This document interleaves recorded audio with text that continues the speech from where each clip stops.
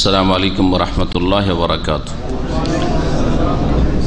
बिस्मिल्लाहिर रहमानिर रहीम। अल्हम्दुलिल्लाहि रब्बिल आलमीन वस्सलातु वस्सलामु अला सय्यिदिल मुरसलीन नबियना मुहम्मद व अला आलिहि व सहबिहि अजमाइन। अम्मा बाद, फ़क़द क़ालल मुअल्लिफ़ रहिमहुल्लाहु तआला व अन समरता इब्न जुंदुब रज़ियल्लाहु अन्हु क़ाल सल्लैतु वराअ अन्नबी सल्लल्लाहु अलैहि वसल्लम अला इम्रअतिन मातत फ़ी निफ़ासिहा फ़क़ामा वसतहा मुत्तफ़क़ुन अलैहि। মহান আল্লাহর সমস্ত প্রশংসা যে আল্লাহ পাক রব্বুল আলামিন আমাদের হায়াত মত লিখে রেখেছেন। সালাত এবং সালাম নাযিল হোক মুহাম্মদ রাসূলুল্লাহ সাল্লাল্লাহু আলাইহি সাল্লামের উপর, যিনি মানুষের মৃত্যুর পরে যে সালাত রয়েছে সালাতুল জানাইজ, তার বিস্তারিত নিয়ম কানুন সম্পর্কে উম্মতকে জানিয়ে দিয়েছেন। আমাদের এই আলোচনায় হচ্ছে এই বিষয় সম্পর্কে বুলুগুল মারামে ধারাবাহিক আলোচনা জানাজা সম্পর্কে, জানাজা সংক্রান্ত যেসব বিষয়গুলি হাদিসে এসছে ওই বিষয়গুলি। আজকে শুরু হবে আমাদের আলোচনা পুরুষ অথবা মহিলা মাইয়েতের ক্ষেত্রে ইমাম সাহেব কোন জায়গায় দাঁড়াবে। এই মর্মে সামরা ইবনে জুনদুব রাদিয়াল্লাহু তাআলা আনহু থেকে বর্ণিত, তিনি বলছেন সাল্লাইতু ওয়ারা নবী সাল্লাল্লাহু আলাইহি ওয়াসাল্লাম আলা ইমরাআহ, আমি সালাত আদায় করেছি জানাজার নবী সাল্লাল্লাহু আলাইহি সাল্লামের পিছনে এক মহিলার ওপর, মানে মহিলার জানাজা, মহিলার ওপর সালাত আদায় করেছি মানে জানাজার সালাত। মাতাত ফি নিফাসিহা, যেই মহিলা প্রসূতি অবস্থায় ইন্তেকাল করেছিল। নিফাস ছেলে মেয়ে ভূমিষ্ঠ হওয়ার পরে যে ব্লিডিং হয়, রক্ত আসে, সেটাকে নেফাস বলা হয়, এই রক্তটিকে নেফাস বলা হয়। তো এই অবস্থায় মারা গিয়েছিল কোন একজন মহিলা। ফাকামা ওয়াসাতাহা, নবী করিম সাল্লাল্লাহু আলাইহি ওয়াসাল্লাম তার জানাজায় তার মাঝখানে, তার মাঝামাঝি জায়গায় দাঁড়িয়েছেন, মধ্যবর্তী স্থানে। মাইয়াতকে রেখে মাইয়াতের শরীরের মাঝামাঝি জায়গায় দাঁড়াবেন ইমাম সাহেব, যদি মাইয়াত যদি মহিলা হয়। মুত্তাফাকুন আলাইহি, সহিহ বুখারী এবং মুসলিমের হাদিস। এই মহিলা সম্পর্কে ভাষ্যকারগণ বলেছেন যে তিনি ছিলেন উম্মে কাব আল আনসারিয়া, উম্মে কাব। এই হাদিস থেকে যে মাসলা স্পষ্ট হলো তা হচ্ছে যে মহিলাদের ক্ষেত্রে, মহিলা যদি মাইয়াত হয় তাহলে ইমাম সাহেব কোনখানে দাঁড়াবেন? মাঝখানে দাঁড়াবেন জানাজার সময়। আর এটি হচ্ছে মুস্তাহাব, এর হুকুম হচ্ছে মুস্তাহাব, এটি ওয়াজিব নয়। অর্থাৎ এর ব্যতিক্রম যদি কোনো জায়গায় দাঁড়িয়ে যায়, মাথার কাছে, পায়ের কাছে, এক কথায় সামনে থাকলে হবে। কিছুটা অংশ যদি ইমামের সামনে থাকে, নারী অথবা পুরুষের, তাহলে সালাতুল জানাজা আদায় হয়ে যাবে, এতটা ওয়াজিব। মাইয়াতকে সরিয়ে দূরে রেখেছেন ইমাম থেকে, আর ওই অবস্থায় জানাজা পড়ছেন, এটা জায়েজ নয়। ওয়াজিব হচ্ছে যে মাইয়াতের দেহ সামনে থাকবে। মহিলাদের ক্ষেত্রে মাঝামাঝি থাকা হচ্ছে মুস্তাহাব। হাযা হুয়াল মুস্তাহাব, এটা হচ্ছে মুস্তাহাব হুকুম। ওয়া ইল্লা ফাল ওয়াজিব ইস্তিকবালু জুজইন মিনাল মাইয়িত, আর ওয়াজিব হচ্ছে মাইয়াতের, মৃত ব্যক্তির একটা অংশ সামনে থাকা। সে মাথার দিকে দাঁড়াক, আর বুকের সামনে দাঁড়াক, আর পায়ের সামনে দাঁড়াক, যেখানে দাঁড়াক। রাজুলান কানা ও ইমরা, পুরুষ হোক অথবা মহিলা হোক, ওয়াজিব হচ্ছে যে মাইয়াতের কিছুটা অংশ সামনে থাকতে হবে। নবী করিম সাল্লাল্লাহু আলাইহি সাল্লামের আরেকটি হাদিস প্রমাণ করে যে মহিলারা যদি প্রসূতি অবস্থায় মারা যায়, ছেলে মেয়ে ভূমিষ্ঠ হতে গিয়ে, তাহলে তাকে কি বলা হয়েছে? এইরকম মহিলা কি বলা হয়েছে? শহীদ বলা হয়েছে। ওয়াল মারআতু তামুতু বিজামইন শাহীদাতুন, মহিলা যদি ছেলে মেয়ে ভূমিষ্ঠ হওয়ার সময় ইন্তেকাল করে, ভূমিষ্ঠ হওয়ার পূর্বে বা পরে, ওই সময়গুলিতে যদি ইন্তেকাল করে তাহলে শহীদ, ইনশাআল্লাহ শহীদ। তবে শহীদ হওয়ার জন্য মুসলিম হওয়া শর্ত, মুআহ্হিদ হওয়া শর্ত, নামাজি হওয়া শর্ত, নামাজি হওয়া শর্ত। এই শর্তগুলি সবসময় মনে থাকে। শহীদ মুসলিম হবে, কাফির হবে না। শহীদ মুআহ্হিদ মুসলিম হবে, তৌহিদ প্রতিষ্ঠাকারী হবে। মুশরিক, বহুত্ববাদী, কবর মাজার পূজারী কখনো শহীদ হবে না। তখনও শহীদ হবে না। শহীদ হওয়ার জন্য শর্ত শিরক মুক্ত মুসলিম হওয়া। মুসলিম মানেই শিরক মুক্ত, কুফরি মুক্ত, নেফাক মুক্ত, মুনাফিক কপটতা মুক্ত, সব মুক্ত হইতে হবে, তাহলে মুসলিম।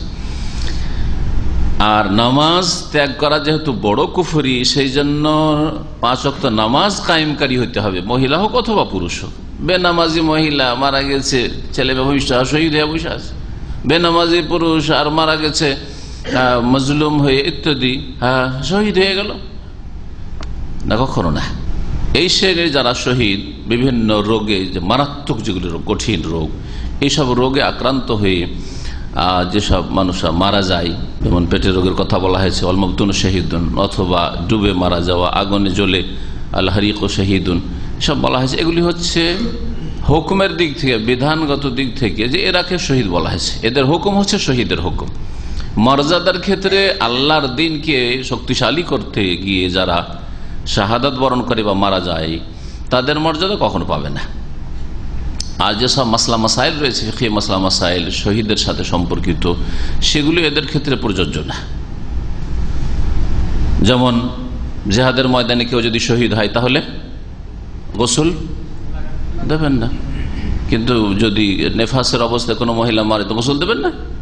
হ্যাঁ, কেউ যদি আগুনে জ্বলে মারে তো গোসল দেবেন না। হ্যাঁ, দেয়ালে চাপা পড়ে মারা যায়, তো দুর্ঘটনায় মারা যায়, গাড়ি দুর্ঘটনায়, তাহলে কি গোসল দেবেন না? হ্যাঁ, পেটের ব্যাধিতে মারা যায় তো গোসল দেবেন না? না, ওইগুলো হুকুম নেই। ফিকহি মাসালা মাসাইল যেগুলি কোরআন হাদিস থেকে মুস্তাম্বাত, এগুলির হুকমে শহীদদের ক্ষেত্রে প্রযোজ্য নয়। এজন্য বলছেন যে মহিলাকে যে শহীদ বলা হয়েছে, ফাইন্নাহা তুজরা আলাইহিল আহকামুল যাহিরা, বাহ্যিক যে বিধিবিধানগুলি রয়েছে মাইয়েতের সাথে সম্পর্কিত, সেগুলি করা হবে। মিনাত তাগসিল, গোসল দিতে হবে, ওয়াত তাকফিন, কাফন দিতে হবে, ওয়াসসালাত, জানাজা পড়তে হবে, ওয়ালাহা আজরুশ শহীদ। তো শহীদ কোন দিক থেকে?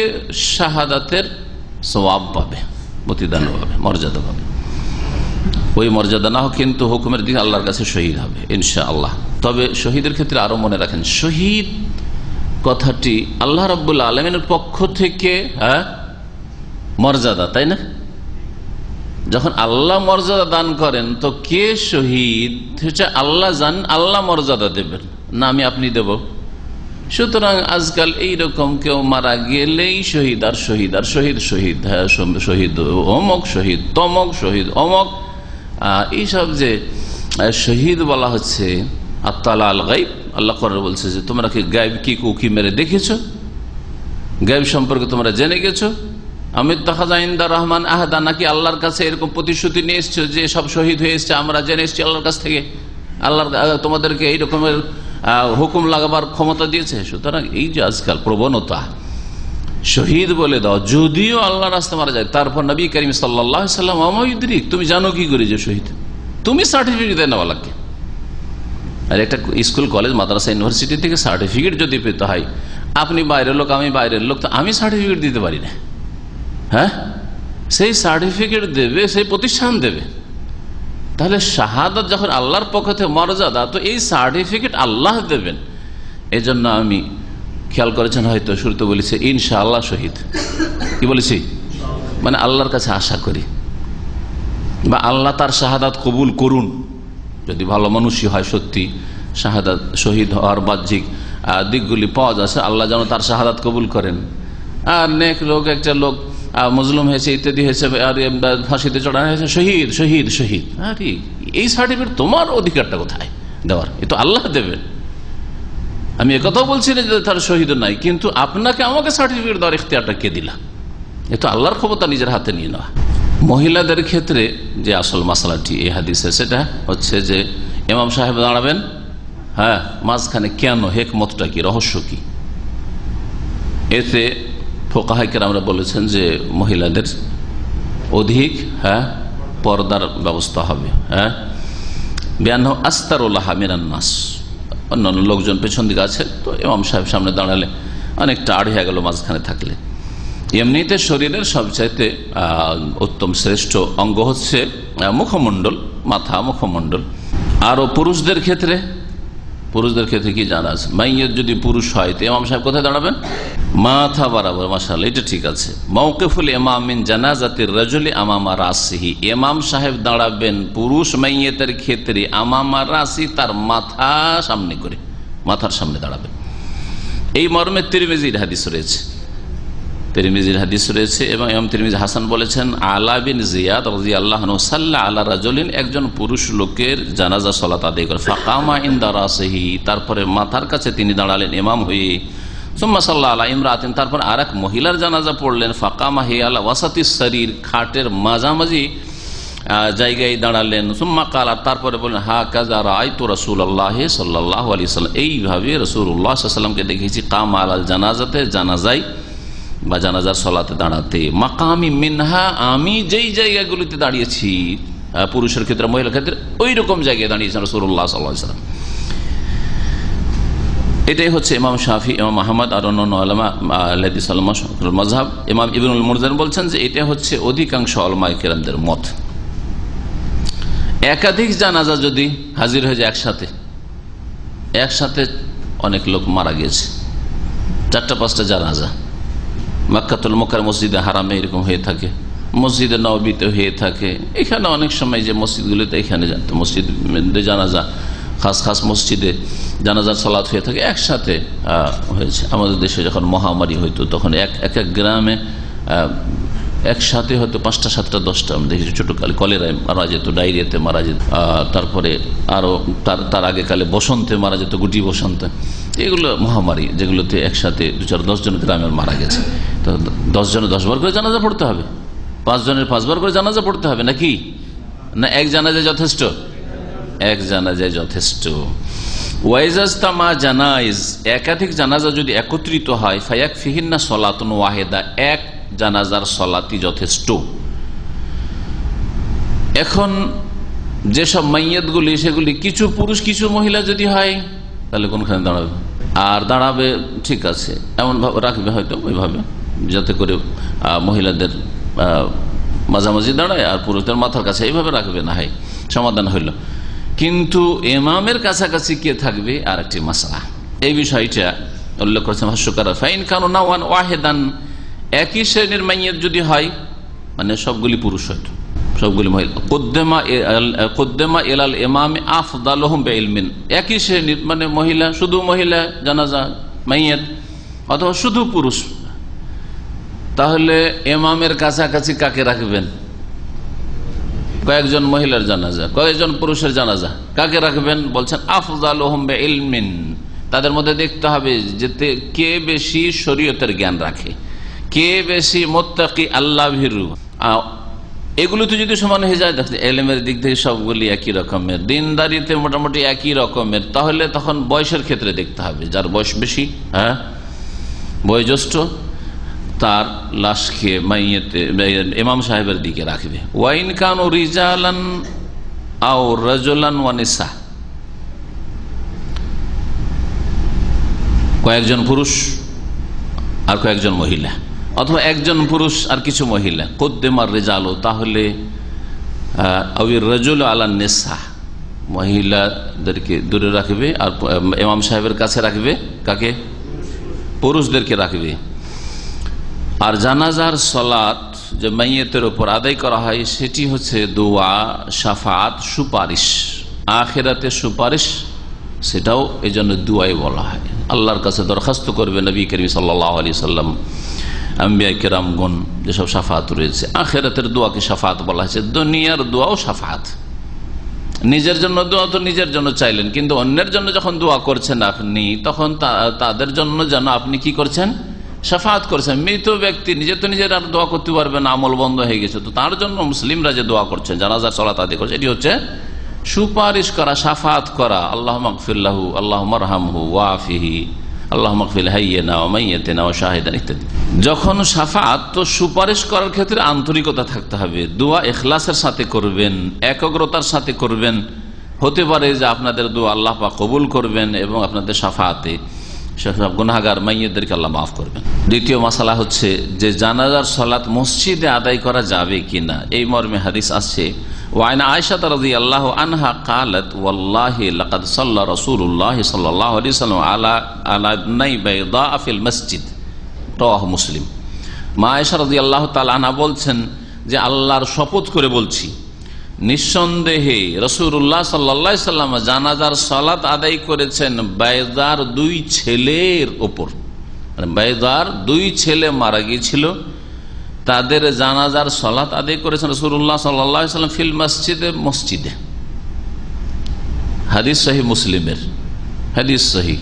তাহলে মসজিদে বিনা কোনো আপত্তিতে, বিনা কোনো কারাহাতে, মাকরুহ নয়, মাকরুহ তাহরিমেও নয়, তানজিও না, মাইয়েতের জানাজা আদায় করা যায় মসজিদের ভিতরে, হাদিস প্রমাণ করে তাগিদের সাথে। ভাষ্যকার বলছেন যে তিনটি অক্ষর দিয়ে তাকিদ করেছেন। এক তো আল্লাহর কসম, দুই নম্বর হচ্ছে লাম মানে অবশ্যই, আর কাদ মানে অবশ্যই, নিশ্চয়ই, নিশ্চয়ই, অবশ্যই, ওয়াল্লাহি আল্লাহর কসম। আল্লাহর কসম মানে তো তাকিদ। হ্যাঁ, তাহলে এই ট্রিপল শক্তিশালী করা হয়েছে এই বাক্যটিকে, যাতে করে কারো সংশয় না থাকে, সন্দেহ না থাকে যে মসজিদে আবার মাইয়েত কি নিয়ে যাবে, কি হয় না হয়, মাইয়েত থেকে যদি কিছু নাপাক জিনিস বেরিয়ে আসে আবার মসজিদ খারাপ হয়, যেসব ওয়াসওয়াসা কিছু ফোকাহার মধ্যে ঢুকেছে, আর তারপরে তারা মাকরুর ফতোয়া দিয়েছে। ইমাম ইবনুল কাইয়িম রাহমাতুল্লাহ আলাইহি জাদুল মাদ ফি হাদি খায়রুল ইবাদ, এই কিতাব পুরো নাম। তাতে বলছেন যে নবী করিম সাল্লাল্লাহু আলাইহি সাল্লামের আদর্শ নিয়মিত জানাজা মসজিদে পড়া ছিল না, ফরজ নামাজি পড়তেন, কিন্তু মাঝে মধ্যে জানাজার সালাত মসজিদে পড়েছেন। তার আদর্শ এরকম ছিল, আর রাতে আসসালাতু আলাল জানাইজ ফিল মসজিদ, সবগুলি জানাজা বা অধিকাংশ জানাজা মসজিদে পড়বেন, এটা নিয়ম ছিল না। ওয়াইন্নামা কানা খারিজা, তার আসল অভ্যাস যেটা ছিল সেটা যে মসজিদের বাইরে খোলা মাঠে, যেমন ঈদগাহে গত সপ্তাহে আলোচনা হয়েছে, নাজাসির জানাজা পড়েছেন রাসূলুল্লাহ সাল্লাল্লাহু আলাইহি ওয়াসাল্লাম, অথচ গায়বা জানাজা মাইয়াত নেই, তারপর কোথায় পড়েছেন? হ্যাঁ, মুসাল্লাল ঈদ। হ্যাঁ, নবী সাল্লাল্লাহু আলাইহি ওয়াসাল্লামের জামানায় যে ঈদগাহ ছিল মসজিদে গামামার জায়গাটি, যে একটা পুরাতন মসজিদ, কালো পাথরের রং হয়ে আছে, ওটি মসজিদ গামা বলা হয়। রব্বামা সাল্লা আলাইহা ফিহি, আর কখনো কখনো রাসূলুল্লাহ সাল্লাল্লাহু আলাইহি ওয়াসাল্লাম মাইয়াতের জানাজা পড়েছেন মসজিদে।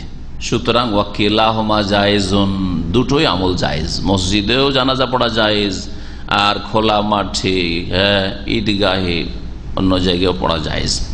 মসজিদের উপরে আমল হচ্ছে, কারণ এখানে শহরে ওই রকম খোলা জায়গা, আর খোলা জায়গায় জানাজা পড়বে, এটা এরকম জায়গা পাওয়া, এমনিও আমাদের বড় শহরগুলিতে খোলা জায়গা পাওয়া মুশকিল, ঠিক কিনা? এখন একটাই রাস্তা থাকছে যে বলবেন যে কবরস্থানে গিয়ে, তো কবরস্থান এত দূরে যে কবরস্থানে জানাজা পড়া যায়, তো যেই জানাজায় মুসল্লির সংখ্যা হচ্ছে তার 10% হবে না। 91 পার হয়ে এয়ারপোর্টের ওখানে বিশাল কবরস্থান রয়েছে, এখন ওখানে যাওয়ার ব্যাপার সবার তো অনেক জটিলতা, যাদের আন্তরিক ইচ্ছা আছে তারাও যেতে পারবেন। আজকাল মানুষ ব্যস্ত, মসজিদে সহজে হাজির হয়ে গেল, এলাকার লোক হাজির হলে অনেকটা হয়ে যায়, আর যারা খবর পেয়েছে, আত্মীয় স্বজন অথবা দিনী ভাইয়ের খবর পেয়েছে, ছুটে এসছে, যারা জানাজা পড়তে আগ্রহী তারাও ছুটে এসছে, এই দিয়ে একটা। আর এখানে জানা আছে যে কোন কোন মসজিদগুলোতে জানাজা হয়, জোহরে আসরে সাধারণত জানাজা বেশি হয়, জানাজার লোকজন এমনিও দূর দূর থেকে চলে আসে যারা জানাজার সালাত আদায় আগ্রহী, কিন্তু মাঠে গিয়ে, বাইরে, শহরের বাইরে গিয়ে জানাজা পড়া শহরবাসীদের জন্য খানিকটা জটিল, গ্রামবাসীদের জন্য কোনো মুশকিল নাই। এই জন্য গ্রামবাসীদের মসজিদে জানাজা পড়ার কোনো যুক্তিকতা নেই, তবে জায়েজ আছে বৃষ্টির সময়, অন্য সময়, বা এমনিও যদি কখনো পড়ে কারো, তো জায়েজ আছে। এই হাদিস প্রমাণ করে কি যে জানাজার সালাত মসজিদে জায়েজ। তবে ইবনে কাইয়িম রাহমাতুল্লাহ বললেন জায়েজ হলো এটা নবী সাল্লাল্লাহু আলাইহি ওয়াসাল্লামের খুব কম আমল, অল্প সময় আমল করেছেন। ওয়ালাকিন ইয়াদুল্লু কামা কালা ইবনুল কাইয়িম আলা আন্নাহু কলিল ওয়া আন্না হাযিহিস সালাত আলা ইবনাই বাইযা মিনাল কলিল, এই বাইজার দুই ছেলের উপর জানাজা নবী সাল্লাল্লাহু আলাইহি ওয়াসাল্লাম পড়েছেন। উলামারা আরেকটি কথা বলেছেন, যদি কোন মাইয়েতের শরীর থেকে দেখছেন যে গোসল দেওয়ার পরেও রক্ত, পায়খানা ইত্যাদি নাপাকি কিছু বেরিয়ে আসছে, পুঁজ, হ্যাঁ, যেগুলো হয়তো অনেক দিনের হয়ে গেছে, সরে গেছে, মসজিদে নাপাক খাওয়া আর সম্ভাবনা বেশি, আশঙ্কা নাই, সন্দেহ না, সন্দেহ মানে অল্প 10, 20, 30%, আর সম্ভাবনা বেশি, তার মানে 70 থেকে 80-90% যেটা মসজিদে যদি জানাজার মাইয়াত রাখা হয় তাহলে মসজিদ নাপাক হয়ে যাবে, তাহলে সেই ক্ষেত্রে ফুকাহারা বলেছেন যে বাইরে পড়া উচিত। যেমন ইমাম শাফি আর আহমদ আর অন্যান্য অধিকাংশ ওলামারা বলেছেন। মুসান্নাফ ইবনে আবি শাইবাতে রয়েছে যে ওমর রাদিয়াল্লাহু তাআলা আনহু আবু বকর সিদ্দিক রাদিয়াল্লাহু তাআলা জানাজার সালাত আদায় করেছেন। আবু বকর সিদ্দিক রাদিয়াল্লাহু তাআলার ইন্তেকাল, নবী করিম সাল্লাল্লাহু আলাইহি ওয়াসাল্লামের ইন্তেকালের পরে খেলাফতের সময়কাল হচ্ছে তার 3 মাস না 3 বছর 10 দিন, 3 বছর 10 দিন। এই সময়ে তার ওমর রাদিয়াল্লাহু তাআলা তাদের মধ্যে শ্রেষ্ঠ ছিলেন, তিনি জানাজার সালাত আদায় করেছিলেন তার ইন্তেকালে। ওয়া ইন্না সুহাইবান, আর ওমর রাদিয়াল্লাহু তাআলার জানাজা ওসমান কেন পড়ালেন না বা আলী কেন পড়ালেন না? তারা তো সবচেয়ে শ্রেষ্ঠ ছিলেন, ওমরের পরে তারা পড়ালেন না, কারণ ওমর রাদিয়াল্লাহু তাআলা সুহাইব রুমির সম্পর্কে ওসিয়ত করেছে যে আমার জানাজা সুহাইব রুমি যেন পড়ায়। আর জানাজার ক্ষেত্রে এটা হচ্ছে শরীয়তের বিধান। জানাজার সালাত আদায়ের জন্য শ্রেষ্ঠ ব্যক্তি হইতে হবে জরুরি না, জানাজার সালাত আদায়ের জন্য আত্মীয় বেশি হক রাখে, ছেলে বেশি হক রাখে বাপের মায়ের জানাজা পড়ার, হ্যাঁ, বাপ মা হক রাখে, বাপ বেশি অধিকার রাখে জানাজা পড়াবার ছেলেদের বা মেয়েদের। আর যদি কাউকে ওসিয়ত করে যায় যে না অমুক পড়াবে, আত্মীয় নাই, অমুক আলেম যেন আমার জানাজা পড়ায়, অমুক পরেশগার ব্যক্তি নেক ব্যক্তি যেন আমার জানাজা পড়ায়, তখন বাপের হক দূরে সরে যাবে এখান থেকে, তখন ছেলের হক থাকবে না। জি হ্যাঁ, তো তিনি ওসিয়ত করেছেন। সুহাইব রুমি, দেখেন এই ইমানি সম্পর্ক তাদের। সুহাইব রাদিয়াল্লাহু তাআলা কোন দেশের লোক ছিলেন? কোন দেশের? হ্যাঁ, রোমের লোক ছিলেন। রোম কোথায়? এশিয়ায় নাকি? রোম কোথায়? আর রোম হচ্ছে ইউরোপের। নবী করিম সাল্লাল্লাহু আলাইহি সাল্লামের একজন সদস্য ইউরোপের, জি, আর একজন সদস্য সালমান ফার্সি, আজম অনারব এশিয়ার যে অনারবরা রয়েছে তাদের প্রতিনিধি। বেলাল রাদিয়াল্লাহু তাআলা আনহু হাবাসি, আফ্রিকা মহাদেশের প্রতিনিধি রাসূলুল্লাহ সাল্লাল্লাহু আলাইহি সাল্লামের। কত নিকটবর্তী ছিলেন এই সাহাবায়ে কেরাম রাসূলুল্লাহ সাল্লাল্লাহু আলাইহি সাল্লামের। বেলাল হাবাসি, মুয়াজ্জিন রাসূলুল্লাহ মসজিদ নববীতে 10 বছর ধরে, হ্যাঁ, অন্য কেউ মর্যাদা পায়নি, অথচ সে হাবাসা আফ্রিকার লোক, আরব না আফ্রিকা মহাদেশের লোক। সুহাইব রাদিয়াল্লাহু তাআলা খুব কাছের লোক ছিল রাসূলুল্লাহ সাল্লাল্লাহু আলাইহি ওয়াসাল্লাম, অথচ ইউরোপের লোক।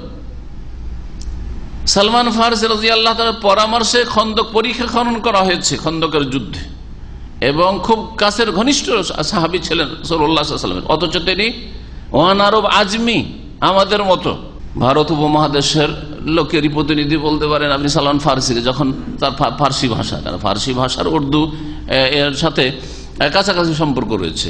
এইদিকে বলতে পারেন যে অনারব এশিয়ানদের প্রতিনিধি, আর আরবদের অনেকেই ছিল, আবু বকর, ওমর, উসমান, আলী। নবী সাল্লাল্লাহু আলাইহি ওয়াসাল্লামের কাছে কোনো পার্থক্য ছিল? যে হচ্ছে তো ইউরোপের, এ হচ্ছে আফ্রিকার, এ হচ্ছে আপনার এ হচ্ছে অনারবের, মাতৃভাষা আরবি নয়, অথবা এ হচ্ছে একটু ইত্যাদি। যেমন আজকাল একে অপরকে এক জাতি আর এক জাতিকে ছোট মনে করে থাকে, ছিল কি? কিন্তু মুসলিম সমাজ আজকে, মুসলিম বিশ্ব আর মুসলিম জাতি আর আপনি যাদের কাছে ক্ষমতা রয়েছে তাদের কথা কি বলবেন? আপনি ব্যক্তি হিসাবে আপনি আপনার ইমানের আপনি যাচাই বাছাই করেন যে আপনার কাছে যদি জাতীয়তা এমন ভাবে ইমানের অংশ হিসাবে ইমানের সামিল হয়ে গেছে যে আগে জাতীয়তা তারপরে ইসলাম। কোন এক সময় শুনেছিলাম যে কোন একটা জাতি বলেছিল যে আমরা প্রথম সিন্ধি তারপরে মুসলিম। তো এই ভাষাটা শুধু সিন্ধি সম্পর্কে নয়, বাঙালির মধ্যে যদি এই রোগ থাকে যে আমি প্রথম বাঙালি তারপরে মুসলিম, মানে বাঙালি হওয়ার সম্পর্কটা আমার প্রথম, তারপরে মুসলিম হওয়ার সম্পর্ক, তারপরে আবার বাঙালির মধ্যে প্রথম আমি হচ্ছি অমুক এলাকার বাঙালি আর হচ্ছে অমুক এলাকার বাঙালি বা অমুক দেশের বাঙালি, সুতরাং ওখানে আবার পার্থক্য, আর এক জাতীয়তা। এইসব কুফুরির রোগে আক্রান্ত আজকে মুসলিম উম্মাহ। আমি আরবি বলি, আমার ভাষা মাতৃভাষা আরবি, আর এরা আরবি জানেন না, আজমি। একে অপরকে ছোট মনে করা। আমরা ইউরোপের লোক, আমরা হচ্ছে সিনিয়র, আর এরা হচ্ছে জুনিয়র, এরা হচ্ছে তৃতীয় বিশ্বের সব গরিব দেশের লোক। এই জাতীয়তা মুসলিম জাতিকে ধ্বংস করে ফেলেছে, যার ফলে এই মুসলিম উম্মাহ আজকাল ইহুদি নাসারা কাফেরদের আহারে পরিণত হয়েছে, আহারে পরিণত হয়েছে। ইউশাকু আন তাদা আলাইকুমুল উমামু কামা তাদাল আকালাতু ইলা কাসআতিহা, আবু দাউদের হাদিস। সাহবা রাদিয়াল্লাহু আনহু বর্ণনা করছেন, যেমন একটা সময় আসবে যেই সময় সমস্ত কুফরি শক্তি, আল ওমামুল কাফেরা, কুফরি শক্তি, ইহুদি নাসারা, হিন্দু, বৌদ্ধ, জৈন, খ্রিস্টান, ঠিক সমস্ত কুফরি শক্তি আন্তাদাল ওমাম ঝাঁপিয়ে পড়বে মুসলিমদের ওপর।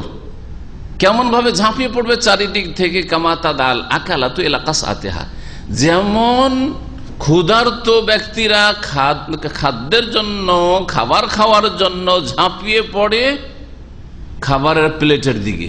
যখন খাবারের বড় প্লেট রাখা হয়েছে আর দূরে ছড়িয়ে ছিটিয়ে বসেছিলেন, চারিদিক থেকে এসে একবারে তাড়াতাড়ি করে ঝাঁপিয়ে পড়েছেন আর খাওয়া শুরু। এই হয়েছে আজকে মুসলিম জাতির অবস্থা। কিসের কারণে? সংখ্যায় কম। সাহাবী বলছেন, অমিন কিল্লাতিন ইয়াউমাইজিন নাহনু ইয়া রাসূলুল্লাহ, সেই জামানে কি আমরা সংখ্যালঘু হয়ে যাব? রাসূলুল্লাহ সাল্লাল্লাহু আলাইহি ওয়াসাল্লামের জামানায় তখন এত শক্তিশালী নয় সাহাবায়ে কেরামরা। তারপরে বলছেন যে আমরা যেই শক্তি বা যে সংখ্যা এখন অর্জন করেছি, জনবল হোক আর যা কিছু, যে কোনো বল হোক, এর চাইতে কি দুর্বল হয়ে যাব? অমিন কিল্লাতিন ইয়াউমাইজিন নাহনু, আমরা কি সেই জামানায় সংখ্যালঘু হয়ে যাব, একেবারে খুব কম সংখ্যায় হয়ে যাব, যার ফলে আমাদের ওপর কুফরি শক্তি ঝাঁপিয়ে পড়বে, আমাদের নেতৃত্ব অন্যদের চলবে? কাল আল্লাহ, নবী বলছেন, না না, বাল আনতুম কাসীর ওয়া কাসীর, বরং তোমাদের সংখ্যা অনেক বেশি হবে, অনেক বেশি হবে। ওয়ালাকিন্নাকুম গুসাউন কা গুসাইস সাইল, কিন্তু তোমরা খড়কুটোর মতো হয়ে যাবে, বন্যার ফেনার মতো হয়ে যাবে। কাগুসাইস সাইল, সাইল বলা হয় বন্যাকে, সাইল বলা হয় উর্দুতে সৈলাব বলে, হ্যাঁ বন্যাকে সৈলাব বলে, সাইলাব, আর আরবিতে সাইল বলে, নতুন আরবিতে ফেজান বা ফেজানাত বলা হয়, কিন্তু পুরাতন আরবিতে সাইল।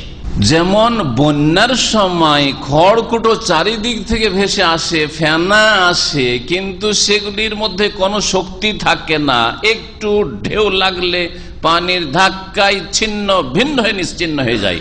ওই রকম তোমরা গোসা খড়কুটোর মতো হবে। তো মুসলিম জাতির সম্পর্কে ভবিষ্যৎবাণী রয়েছে রাসূলুল্লাহ সাল্লাল্লাহু আলাইহি সাল্লামের, আর তিনি নিজের তরফ থেকে বলেন নাই, ওহীর মাধ্যমে বলেছেন যে মুসলিম জাতি তাদের বিভিন্ন পাপের কারণে আর ব্যাধির কারণে, রোগের কারণে, যার একটি বড় কুফরি মতবাদ হচ্ছে জাতীয়তাবাদ, যার ফলে কাফেরদের কাছে এরা এত ভাগ বন্টন হয়ে গিয়ে দুর্বল হয়ে গেছে যে খড়কুটোর মতো অবস্থা, খড়কুটোর অবস্থা। উম্মতে ওয়াহেদা, এক উম্মত, একটি শক্তি, এই চিন্তা চেতনা, এই ঈমান, এই আমল নেই আসলে। আর এর ভিত্তিতে আমাদের কর্মসূচিও নেই। আল্লাহ পাক আমাদের এসব কুফরি মতবাদ থেকে, এসব গুমরাহি থেকে, এসব জাহেলিয়াত থেকে, নবী সাল্লাল্লাহু আলাইহি ওয়াসাল্লাম এগুলোকে জাহেলিয়াত বলেছেন। ইন্নাকা ইমরিউন ফিকা জাহেলিয়া। আবু যার কি কথা বললে? যে কালিয়ার ছেলে, কালিয়ার সন্তান। একজন লোক কে গাল দিচ্ছে কোন একটা রাগের ক্ষেত্রে, ইবনা সাউদা, তোর মতো কালি, তোর মতো কালো, আলিয়া সন্তান। নবী সাল্লাল্লাহু আলাইহি ওয়াসাল্লাম এত রাগান্বিত হলেন, বলে ইন্নাকা ইমরুন, তোমার দাস হলে কি হবে, তুমি এমন মানুষ, আর তুমি সাহাবী হয়েছে, মুসলমান সাহাবী। তারপরে বলছেন ফিকা জাহিলি, এখনো তোমার মধ্যে জাহিলি চরিত্র রয়েছে, জাহিলি যুগের আদর্শ রয়েছে। আংশিক জাহিলিয়াত থাকলে কাফের হয় না, কিন্তু যদি সেই জাহিলিয়াতটা গ্রাস করে ফেলে, ওতেই যদি বিশ্বাসী হন, ওই সাহাবী বিশ্বাসী হয়ে বলেননি, রাগে বেরিয়ে গেছে কথাটি, জাতীয়তার কথা, যে সে কালো আমি সাদা ইত্যাদি, জাহিলিয়াত বলেছেন। আর একটা হাদিস নবী কারীম সাল্লাল্লাহু আলাইহি ওয়াসাল্লাম বলছেন, দাউহা ফাইন্নাহা মুনতিনাহ, এই জাতিকে ডাক দেওয়া, লড়াইয়ের ক্ষেত্রে নিজের জাতিকে ডাক দেওয়া, নাই অন্যায় দেখা দেখি নেই, দাউহা, এইরকম ভাষা ছেড়ে দাও, এটি হচ্ছে সড়া পচা কথা।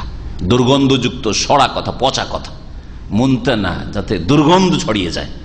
মৃতদেহ সরে পচে যাওয়ার পরে যে দুর্গন্ধ ছড়ে এটাকে বলা হয় মুনতে না।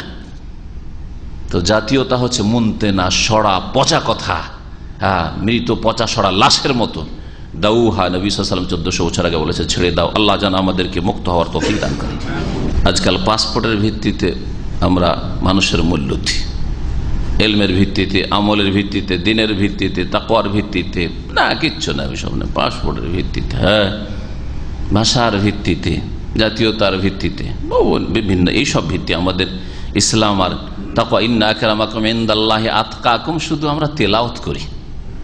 তোমার মধ্যে সবচেয়ে বেশি সম্মানিত যে যত বেশি আল্লাহকে ভয় করে, এগুলো তেলাওয়াতের জন্য, এগুলি বিশ্বাস করার জন্য না, এগুলো আমল করার জন্য নয় আমাদের আসলে।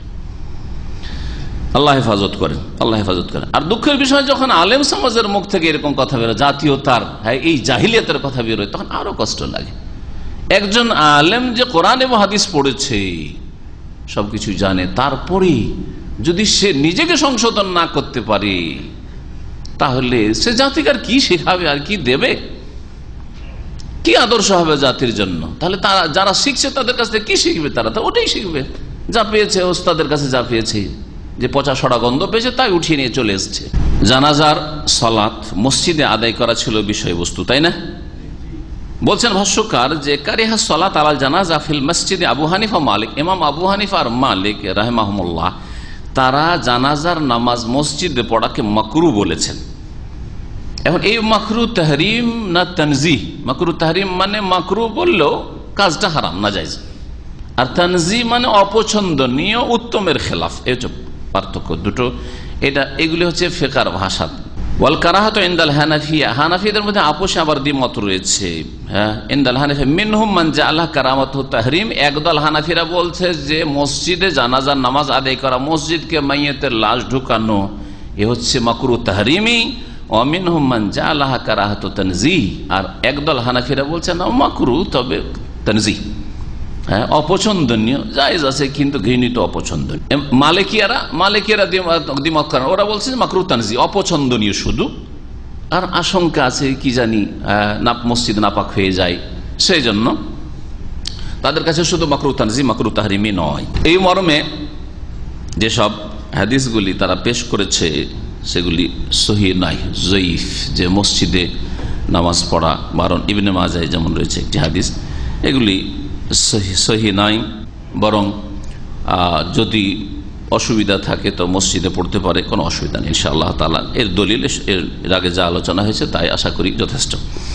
এরপরে আমাদের আলোচনা আসবে জানাজার তাকবীর সংখ্যা সম্পর্কে এবং সূরা ফাতিহা সম্পর্কে, দুটি মাসলা। জানাজায় সূরা ফাতিহা পড়া। ওয়ান আব্দুর রহমান ইবনে আবি লাইলা قال كان زيد بن أرقم رضي الله عنه يكبر على جنائز أربعا وأنه كبر على جنازة خمسا فسألته فقال كان رسول الله صلى الله عليه وسلم يكبرها رواه مسلم والأربع।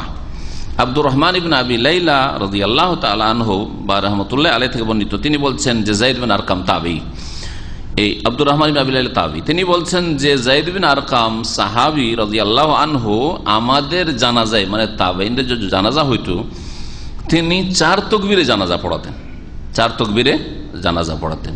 কিন্তু একবার একটা জানাজা, মানে মৃতদেহ নিয়ে আসা হলো, ওয়ান্নাহু কাব্বারা আলা জানাজাতিন খামসান, আর এক জানাজায় তিনি 5 তাকবীর পড়লেন, একটি জানাজায় 5 তাকবীর পড়লেন। ফাসাআলতু, তখন তাকে জিজ্ঞেস করলাম। স্বাভাবিক, অধিকাংশ সময় যদি 4 তাকবীর আমল থাকে আর হঠাৎ করে যদি 5 তাকবীর করা হয় তো জনসাধারণ জিজ্ঞাসা হবেই। জিজ্ঞেস করলাম, ফাকালা, বলেন, কানা রাসূলুল্লাহ ইউকাব্বিরুহা, রাসূলুল্লাহ সাল্লাল্লাহু আলাইহি ওয়াসাল্লাম এই 5 তাকবীরও দিতেন। আমি দেখালাম যে এটাও নবী সাল্লাল্লাহু আলাইহি ওয়াসাল্লাম থেকে সুন্নাত প্রমাণিত, তাই করে দেখালাম। রাওয়াহু মুসলিম, হাদিস সহিহ মুসলিম, হাদিস সহিহ, এতে কোনো সন্দেহ। ওয়াল আরবা, এবং 4 জন ইমাম, আরবা আবু দাউদ, নাসাই, তিরমিজি, ইবনে মাজাহ। জি, এই হাদিস দ্বারা কি প্রমাণিত হয়? যে তাকবীর সংখ্যা 4, তবে 5 দেওয়া যাবে। আরেকটি হাদিস দেখেন, ওয়ান আলী রাদিয়াল্লাহু আনহু আন্নাহু কাব্বারা আলা সাহল ইবনে হুনাইফিন সিত্তান ওয়া ক্বাল ইন্নাহু বদরিয়্যুন, রাওয়াহু সাঈদ ইবনে মানসুর ওয়া আসলুহু ফিল বুখারী। আলী রাদিয়াল্লাহু তাআলা চতুর্থ খলিফা, রাসূলুল্লাহ সাল্লাল্লাহু আলাইহি ওয়াসাল্লামের জামাই, তিনি একবার তাকবীর বললেন ইমামতি করতে গিয়ে জানাজায় সাহল ইবনে হুনাইফ রাদিয়াল্লাহু তাআলা সাহাবীর উপর। কয়টি তাকবীর দিলেন? 6 তাকবীর দিলেন। তাহলে 6টা পাওয়া গেল, 6 তাকবীর দিলেন। ওয়াকালা, আর তিনি বললেন কারণ হিসাবে 6 তাকবীর কেন দিলাম, বল ইন্নাহু বদরুন, কারণ এই সাহল ইবনে হুনাইফ বদরি সাহাবী। বদরের যুদ্ধে যে 313 জন সাহাবাই কেরাম হাজির হয়েছিলেন তাদের একজন, আর তাদের এমন ফজিলত রয়েছে যেই ফজিলত অন্য সাহাবীরা যারা বদরে হাজির হননি তারা হাসিল করতে পারেন না। এই ফজিলতের জন্য, মর্যাদার কারণে তার জন্য অতিরিক্ত তাকবীর দিয়ে আরো দোয়া করলাম। তাহলে এই অতিরিক্ত তাকবীরটা কিসের জন্য? তাদের মর্যাদা প্রকাশ করার জন্য, অতিরিক্ত তাদের জন্য আরো দোয়া করা, এটা তাদের ফজিলত দেখানোর জন্য। হাদিস সুনানে সাঈদ ইবনে মনসুরে রয়েছে এবং এই হাদিসের মূল বিষয়বস্তু ফিল বুখারী, সহিহ বুখারীতে রয়েছে। সহিহ বুখারীর 4004 নম্বর বলেছেন ভাষ্যকার। 6 পেলাম, 4 পেলাম, 5 পেলাম, 6 পেলাম, তাই না? আলী বিন আবি তালিব রাদিয়াল্লাহু তাআলা আনহু থেকে বুখারী যেটা রয়েছে, আন্নাহু কাব্বারা আলা সুহাইল বিন হুনাইফ, তাকবীর বললেন সাহল বিন হুনাইফের উপর। আর বুরকানি তার মুস্তাখরাজ যে সহিহ বুখারী বর্ণনা করেছে সেখানে সিত্তান কথাটি, তাহলে বুখারীতে সিত্তান 6 তাকবীর নাই, কিন্তু তাকবীর দিয়েছেন এই কথাটি রয়েছে। এজন্য বলে মূল বিষয়টা রয়েছে। ইয়াজিদ ইবনে আবি জিনাদ থেকে বর্ণিত, তিনি বর্ণনা করেছেন সাহাবী আব্দুল্লাহ বিন মাকিল থেকে, তিনি খামসান বর্ণনা করেছেন, 5 তাকবীরের হাদিস বর্ণনা করেছেন। সাঈদ বিন মনসুরে হাকাম বিন উতাইবা থেকে বর্ণিত, আন্নাহু কাল, তিনি বলছেন কানু ইউকাব্বিরুনা আলা আহলি বদরিন খামসান ওয়া সিত্তান ওয়া সাবান, সাহাবাই কেরামগণ তারা তাকবীর বলতেন জানাজা পড়ার সময়। আহলে বদর, বদরি সাহাবাই কেরাম যারা বদরে হাজির হয়েছে আর পরে ইন্তেকাল করছেন, তাদের জানাজা পড়তে গিয়ে 5 তাকবীর বলতেন, 6 তাকবীর বলতেন, ওয়া সাবান 7 তাকবীরও বলতেন। তাহলে এখন বেড়ে আসলো 4, 5, 6 আর 7 পর্যন্ত পাওয়া গেল। আল্লাহ আলবানী রহমতুল্লাহ আলাইহি কিতাবুল জানায় যে তিনি বলছেন ও আম্মা সিত্তু ওয়া সাবউ, 6 তাকবীর আর 7 তাকবীর, ফাফিহা বাদুল আসার আল মাওকুফা, এই 6-7 তাকবীরের মর্মে কিছু এমন আসার রয়েছে সাহাবাই কেরামদের যেগুলি মওকুফ, মানে সাহাবাই কেরামদের আমল, সাহাবাই কেরামদের আমল অথবা উক্তি, এগুলোকে মওকুফ হাদিস বলা হয়। আর মারফু হাদিস মানে রাসূলুল্লাহ সাল্লাল্লাহু আলাইহি ওয়াসাল্লাম, রাসূলুল্লাহ সাল্লাল্লাহু আলাইহি ওয়াসাল্লাম থেকে তাহলে 6 আর 7 প্রমাণিত নয়, কিন্তু 5-এর ক্ষেত্রে আগে হাদিস সহিহ মুসলিম ছিল কি, যায়েদ বিন আরকাম বললেন যে আমি 5 কেন করলাম এই জানা যায়, রাসূলুল্লাহ সাল্লাল্লাহু আলাইহি ওয়াসাল্লাম 5 তাকবীর দিতেন। আর একটি হাদিস রয়েছে, তাহাউইতে রয়েছে, দারাকুতনিতে রয়েছে, বাইহাকিতে রয়েছে, আর সনদ সহিহ, রিজাল সবাই নির্ভরযোগ্য। কানা আলিউন ইউকাব্বিরু আলা আহলি বদরিন সিদ্দান, আলী রাদিয়াল্লাহু তাআলা বদরি সাহাবায়ে কেরামদের 6 তাকবীর পড়তেন। ওয়া আলা আসহাবি রাসূলিল্লাহ, আর রাসূলুল্লাহ অন্য সাহাবায়ে কেরামদের যখন জানাজা পড়তেন খামসান 5 তাকবীর বলতেন। ওয়া আলা সাইরিন নাস, আর সাধারণ লোক যারা সাহাবী নয় তাবেঈ তাদের 4 তাকবীর বলতেন। তাহলে এখানে 3টা স্তর জানতে পারলাম।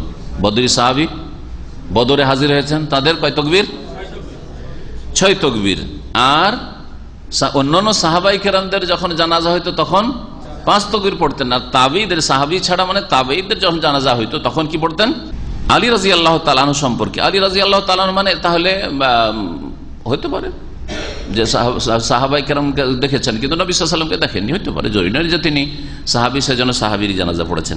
মুসা বিন আব্দুল্লাহ বিন ইয়াজিদ থেকে বর্ণিত, আন্না আলিয়ান কাব্বারা আলা আবি কাতাদা সাবান, আবু কাতাদার জানাজা পড়াতে গিয়ে আলী রাদিয়াল্লাহু তাআলা 7 তাকবীর বলে। ওয়াকানা বদরিয়ান, তিনিও বদরি সাহাবী ছিলেন, বদরে হাজির হয়েছেন।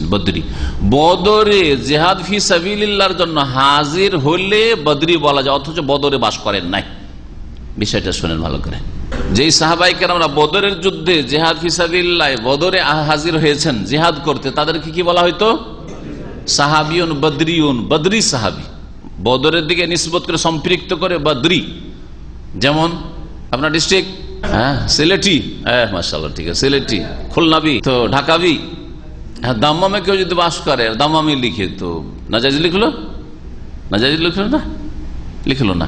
তারপরে বাস করাও জরুরি না, বদরি সাহাবায়ে কেরামদের ক্ষেত্রে বাস করা জরুরি না, ওখানে শুধু জিহাদে গেছেন, বাস করেননি দীর্ঘদিন, ও জিহাদ করে আবার চলে আসছেন, বদরি নাম হয়েছে কি? বদরি। তো জিহাদ ফি সাবিলিল্লাহ কোন জায়গায় করে আসলে বদরি যদি নাম হতে পারে তো কেউ যদি মদিনায় লেখাপড়া করে আর মাদানি লিখে, তো বিদাতিদের এত ঝাল কেন? এত ঝাল কেন বিদাতিদের? এত গায়ের জ্বালা কেন? এত গাত্রদাহ কেন? হ্যাঁ, দেওবন্দি বলে, কাশ্মীর বলে, তো তারা ব্যক্তির সাথে নিজেকে সম্পৃক্ত করে কাসেম নানতবীর সাথে সম্পর্কিত হয়ে যদি কাসেমই বলতে পারে, তাহলে মদিনার সাথে সম্পৃক্ত মদিনা লেখাপড়া করে মাদানি যদি বলে, তো অসুবিধাটা কি করলো? অপরাধ করে দিল। আর একটু মজার কথা শুনবেন। আরে মদিনায় যারা লেখা পড়ে কমপক্ষে অনার্সটা করলেও 4 বছর থাকতে হয়। আর যদি মনে করে যে তার আগে ভাষা কোর্স পড়বো 1 বছর 2 বছর 6 বছরও লাগাতে হয়। হ্যাঁ, আরো কিছু লেখাপড়া করবো 8 বছর 10 বছর থাকতে পারে। সর্বনিম্ন কোন একটি শহরে বসবাস যদি 4 বছর করে, আপনি লেখাপড়া করেন না করেন, লেখাপড়া বাদ দিয়ে দেন, যে কোনো শহরে যদি 4টা বছর বসবাস করেন, তাহলে সেই শহরের সাথে নিজেকে সম্পৃক্ত করতে পারেন। আপনার বাড়ি হচ্ছে রাজশাহী, কিন্তু সিলেটে গিয়ে 4টা বছর থেকেছেন, সুতরাং যদি সিলেটি লিখেন কোনো দোষের কথা না। কাশ্মীরে গিয়ে 4টা বছর থেকেছেন, কাশ্মীরি অথচ পাকা বাঙালি, কোনো দোষের কথা নাই। এটা আমার কথা নাই, এটা উসুল হাদিস, মুস্তালাহুল হাদিসে আল্লামা ইবনুস সালাহ রাহমাতুল্লাহ আলাইহি তার কিতাব উলুমুল হাদিসে বলছেন।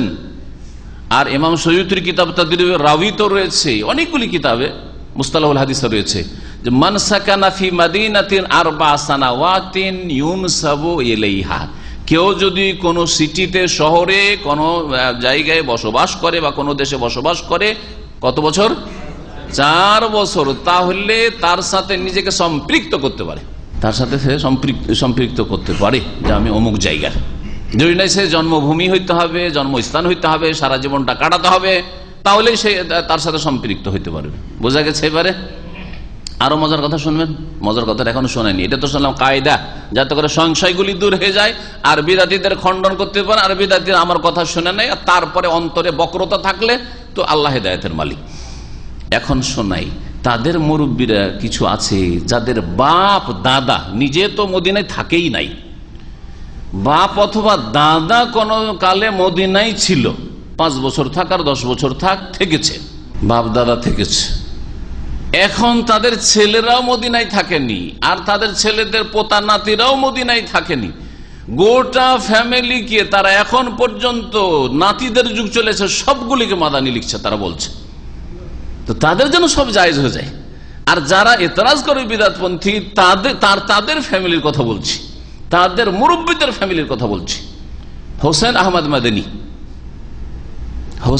মাদানী, মাহমুদুল হাসান, যে সবচেয়ে বড় দেওবন্দের তাদের একজন শেখুল হিন্দ যাকে বলা হয়, তারা বলে তাদের ভাষায়, তো তার ছাত্র হোসেন আহমদ মাদানী মদিনায় থেকেছেন কয়েক বছর, যত বছরই থেকেছেন।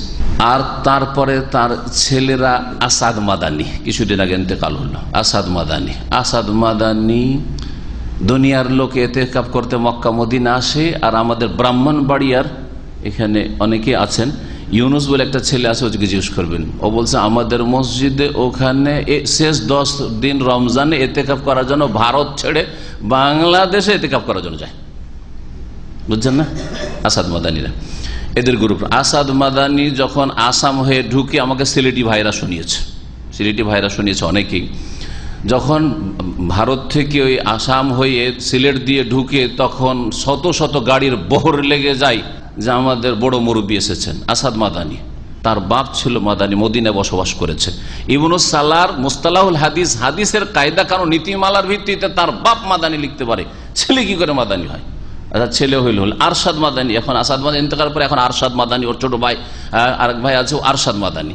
এখন এদের সন্তানরা যত পয়দা হচ্ছে, যারা হয়তো দেখেওনি, শুধু ওমরা আর হজে আসে, সবগুলি কিন্তু মাদানী। আর আসুক আর নাই আসুক, জন্মিলেই অমুক মাদানী, মোহাম্মদ মাদানী, এই অমুক মাদানী, তমুক মাদানী, এই আদ মাদানী, ফে আদ মাদানী।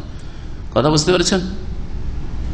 এসব মাদানী, তো তাদের জন্য সবগুলি জায়েজ হয়ে যায়। আর কেউ যদি মদিনায় লেখাপড়াও করে, মদিনায় 4 বছর থাকেও, তারপরে যদি মাদানী লিখে, তো বড় অপরাধ করে দিল। অন্যের ভালো কাজটা, বৈধ কাজটা অপরাধ হয়ে যায়, আর নিজেদের অবৈধ আর নীতি বিরোধী কাজটাও অপরাধ হয় না। সুবহানাল্লাহ। মানুষ যখন হইচই করতে পারে, গলা বাজাতে পারে, আর মানুষের যখন সংখ্যাগরিষ্ঠতা থাকে, তখন দাপটে নিয়ে নিতে চায়। বাতিলকে হক বানিয়ে দিতে চায় আর হককে বাতিল বানিয়ে দিতে চায়। বুঝছেন না আমার কথা? আশা করি মগজে ঢুকছে যে এই বিষয়টা। এর আগে শুধু ইঙ্গিতে ইঙ্গিতে বলতাম, অনেকে প্রশ্ন করতো যে মাদানী কেন লিখেন দায়ীরা। আজকে ভালো করে দলিল প্রমাণ বললাম যে ওরা আগে বাদ দিক, আমাদের বাদ দেওয়ার প্রয়োজন নেই, কারণ আমরা উসুলে হাদিসের, মুস্তালাহ হাদিসের কায়দা কারণ হিসাবে ঠিক লিখছি। আর দুটি কারণ রয়েছে, একটা হচ্ছে বসবাস সর্বনিম্ন 4, ওটাও ফিট আছে, আর লেখাপড়া ওটাও ফিট আছে। আর বদরি সাহাবীদের কথা বললাম, ওরা কি এসবের অজুহাত পেশ করবে যে গোটা বংশ কিয়ামত পর্যন্ত মাদানী চলতি আছে।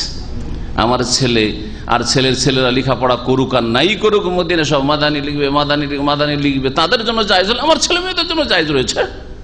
আরে মাদানী ছেলেদের জন্য, হোসেন আহমদ মাদানী ছেলে আর বংশধরের জন্য যদি জায়েজ হয়, তো অন্য কোনো মাদানী সন্তানদের জন্য আর বংশধরের জন্য জায়েজ রয়েছে।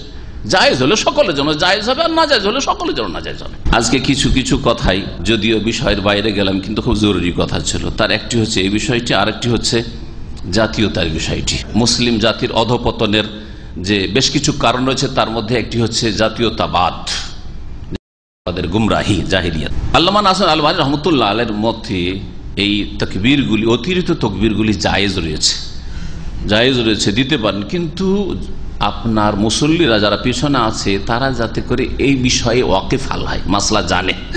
জাহেল মূর্খ সমাজ, আর হঠাৎ করে দিলেন 5 তাকবীর, আর ওইদিকে সুবহানাল্লাহ যদি সুন্নতিদেরকে বলে সুবহানাল্লাহ বলবে, সুন্নতি তরিকা না, ও আল্লাহু আকবারের বিদআত বলে আমাদের দেশে। নামাজে ভুল হলে কি বলে? আরে আল্লাহু আকবার বলে। একটা হাদিস নিয়ে আসেন তো, আমল তো করছেন আল্লাহু আকবার বলছে, একটা হাদিস নিয়ে আসেন মানুষের ভুল হইলে আল্লাহু আকবার বলতে হবে।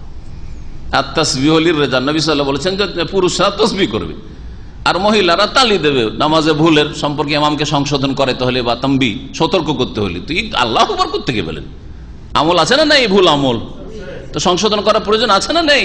হয় দলিল দেন, নয় সংশোধন করেন, সোজা কথা, দুটোর একটা করেন।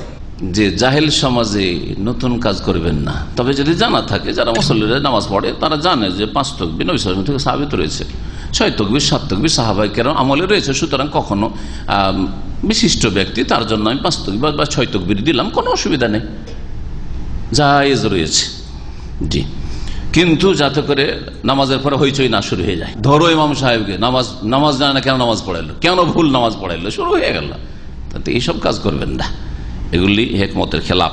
এরপরে যে বিষয়টি রয়েছে সেটা হচ্ছে সূরা ফাতিহার বিষয়। আর সূরা ফাতিহার বিষয়টি লম্বা হয়ে যাবে, শুরু করলে আরো অনেক টাইম লেগে যাবে, আর আমাদের সময় শেষের দিকে। সুতরাং এখানে আমাদের আজকের দর্শ শেষ করছি। আল্লাহ রাব্বুল আলামিনের কাছে দোয়া করি আমরা যা শুনলাম, যা বললাম যেন কবুল করেন, ভুল ভ্রান্তি হলে আল্লাহ পাক যেন মাফ করে দেন, সংশোধন করার দুনিয়াতেই তৌফিক দান করেন।